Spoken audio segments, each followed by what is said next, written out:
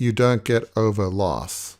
You don't get over I don't typically think so. grief, at least not from my perspective. You learn to balance grief and love and living with grief and living with your family and career.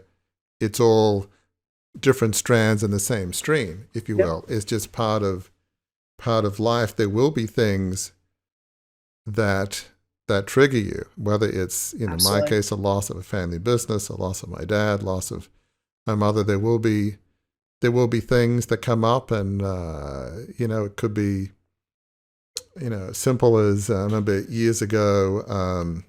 Probably not a great example, but when my kids were small, they know I grew up obviously very wealthy, and when we had Christmas trees, we had staff to put stuff up, the Christmas ornaments on. Sounds kind of bizarre. And I remember my kids were small, and they said, "Well, Daddy, that's so sad that you didn't do it as a family." And when they said that, I was just struck by like a wave of grief and loss, because it's like, you know what, you're right. I would have Yeah, loved to grow up in a family where you're doing it. Most people yeah, take that for granted. Now, that was part of, gosh, I guess I grew up different. In some ways, there's a loss of what others had, the simple yeah. Christmases rather than the stuff. That's a small example, but there'll be things that trigger us for some reason out of the blue. Yep.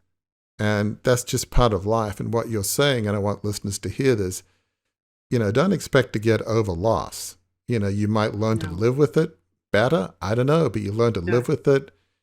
And does that make sense? Because sometimes people 100%. think, if I read the right books, have the right No. counselor, you know what? If I just, and you talk about this, if I just found the right counselor, he or she could really, flip the switch, and I would be, praise God, I'm healed, no grief. That's I awesome. mean, unfortunately, You know?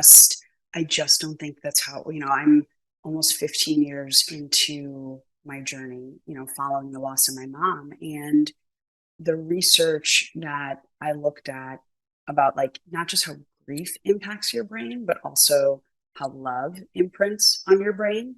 Like you're never going to forget about your father or about the fact that, you had this family business that is no longer a family business. Like you're never going to forget about those things.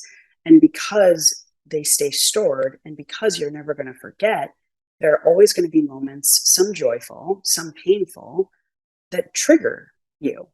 It's just it's baked into who you are, and there's nothing wrong with that.